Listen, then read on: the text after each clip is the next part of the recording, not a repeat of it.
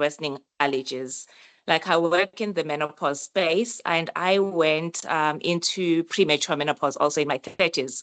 And I recognized that suddenly I was having new allergies, like I'd walk the routes that I normally used to walk, but at certain seasons when there were certain plants now that were in season, I will get a stuffy runny nose, my eye will swell, run, get a headache and all of that.